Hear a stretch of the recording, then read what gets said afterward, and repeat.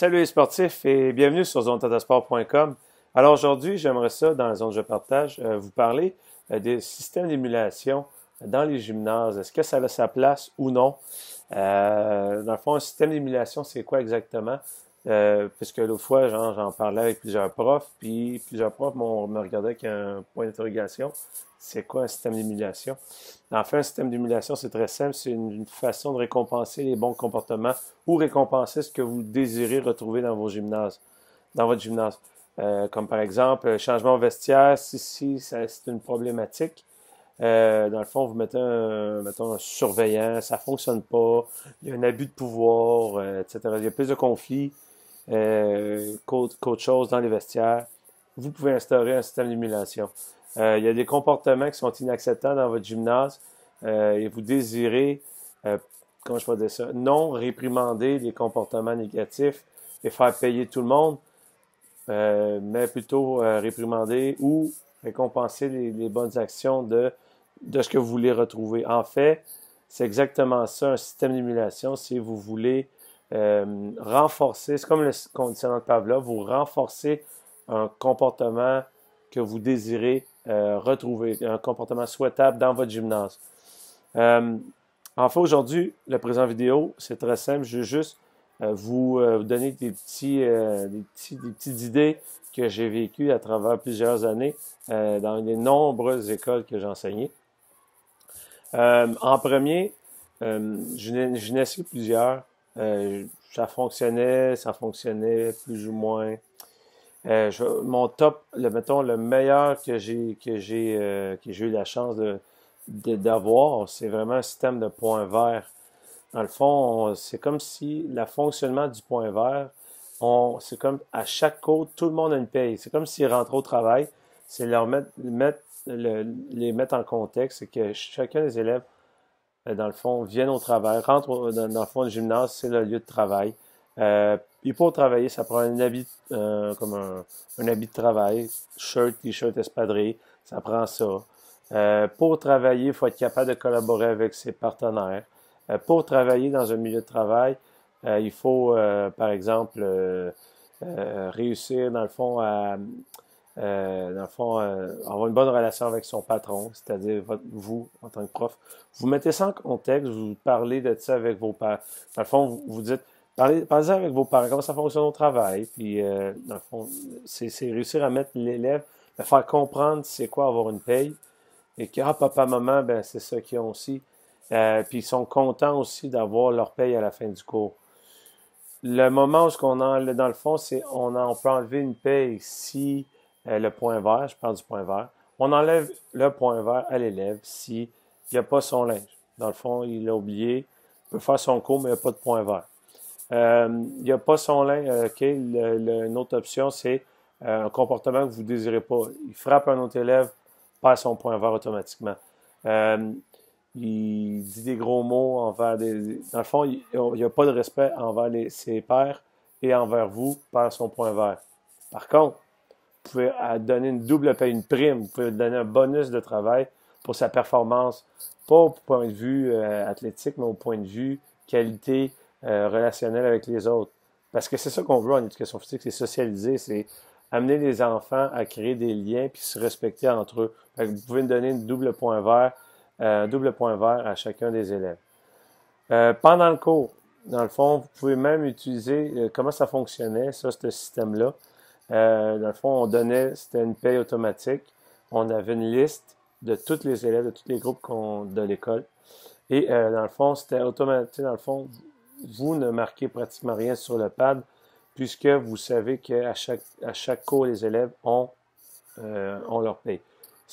Dans le fond, le seul moment où vous écrivez sur le pad, c'est pour mentionner, c'est pour costume, n'a pas son linge, on passe sa paye. Et là, il y a carton jaune, carton rouge, comme au soccer.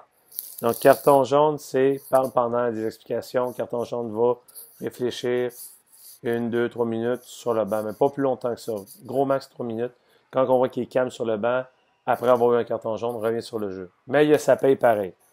Ça, on lui donne sa paye de point vert, même s'il y a un carton jaune. il n'a pas sa paye lorsqu'il y a un carton rouge. Carton rouge égale, comme j'ai mentionné tantôt, frappe quelqu'un, dans le fond, il est très méchant avec vous, il n'est pas gentil avec les autres élèves, dérange dans les vestiaires. C'est un comportement inapproprié que vous jugez qui a outrepassé, pas dans le fond, carton rouge. Puis souvent, le carton rouge, la conséquence, il n'y a pas de cours. Et dans le fond, qu'est-ce que ça fait, ces payes-là? C'est très simple, c'est qu'il peut s'acheter un privilège. Donc, c'est un gros système d'émulation que je vous suggère de faire en team teaching. Pourquoi? Pour vous diviser le travail. L'école, ce que j'ai enseigné, dans le fond, c'est que les élèves accumulaient leur paye, leur point vert, jusqu'à la fin de la première étape. À la fin de la première étape, on leur remettait une récompense qui était, par exemple, je pense que c'était des biscuits à l'avoine ou biscuits à la cannelle. Puis ça tombe la fin de la première étape, généralement proche de l'Halloween. Fait que si, dans le fond, leur remettre ça, je sais que c'est pas en lien avec adopter un mode de vie sain et actif, mais c'est dans le contexte qu'on récompense les bons comportements. Ça peut passer là-dedans. Dans le fond, à l'autre étape, les élèves qui ont assez de points verts peuvent s'acheter là une récréation à l'intérieur, dans le fond, avec vous. Fait que ça veut dire quoi? Ça veut dire que c'est la majorité des groupes là, de l'école, je dirais même tous les groupes. Si vous avez 20-25 groupes, celle-là, je trouve que c'est quand même pesant. Là.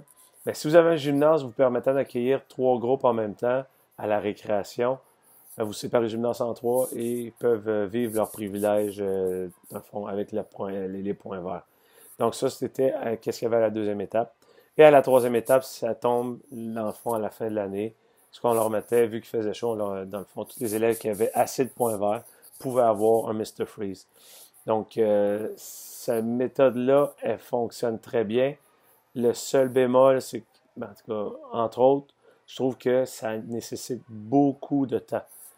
Surtout quand il vient le temps pour les récréations. Sinon, pour les points verts, vous pouvez seulement, par exemple, vous pouvez nommer un élève qui a fini d'échanger rapidement, qui marque les points verts ou qui compte ou quelque chose comme ça.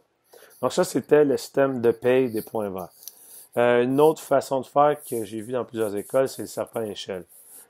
D'après moi, c'était surtout en lien avec comportementalement pendant le cours, okay, et dans les vestiaires. Ça veut dire quoi? C'est 2 choses qui sont à observer. Et donc, 2 lancers de dés par classe qui ont réussi à respecter ces 2 règles-là. Donc, la règle numéro 1, tout le monde a son linge, tu peux lancer le dé. Et tout le monde se sont respectés entre eux, ont respecté le prof. Eux autres aussi, dans le fond, peuvent dans le fond, avoir le deuxième lancer de dés. Et dans le fond, c'est ça. Et qu'est-ce qui arrive avec ça? C'est que la première classe, c'est un système d'émulation école en éducation physique. Et la première classe qui atteint le chiffre 100 en haut, bon, ben, se mérite un cours privilège dans vos périodes libres. Dans le fond, c'est un système, celui-là, qui est l'avantage, c'est que c'est facile à mettre en place.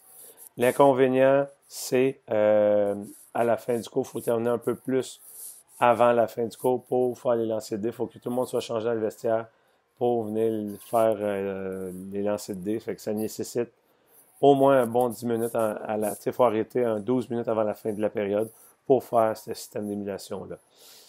Que généralement bien, mais à date, le meilleur que j'ai eu la chance de faire, c'est vraiment un système de points verts. Ou tout simplement, ne pas faire de système d'émulation, puisque le fonctionnement à l'école, dans le fond, dans votre gymnase, ça fonctionne très bien. Je m'explique. C'est que il y a déjà un mode de fonctionnement et on s'entend très bien, on s'entend que le cours le plus apprécié de la part des enfants, c'est l'éducation physique. Vous n'avez pas besoin de mettre de système d'émulation. Vous en mettez un seulement si vous jugez qu'il y a des comportements que vous voulez casser. Ça peut vous aider à pallier à ces comportements-là, donc à les éradiquer. Évidemment, j'en ai nommé juste 2, mais il y en a peut-être une dizaine, une cinquantaine, une centaine. Vous pouvez rechercher le système d'émulation éducation physique sur Internet, puis ça va vous en sortir une panoplie, je suis convaincu. Donc, c'était grosso modo, ma position par rapport à ça, système d'émulation, non, c'est pas obligatoire. C'est comme je vous ai dit, c'est seulement si c'est nécessaire, selon vous. Dans le fond, c'est vous le maître à bord, c'est à vous de juger ça. Mais gardez toujours en tête que système d'émulation égale, ça prend du temps. Ça prend de l'énergie. Et est-ce que vous n'avez tant que ça? Est-ce que vous avez beaucoup de temps à mettre pour un système d'émulation? C'est à vous de déterminer, voir si c'est une bonne option pour vous ou non. Donc, pour plus de détails, n'hésitez pas à venir voir mon channel YouTube. Je pose des vidéos assez régulièrement.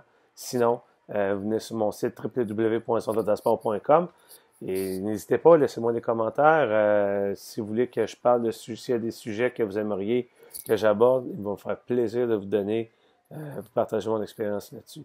Donc, sur ce, je vous souhaite une excellente fin de journée. On se reparle sous peu. Ciao!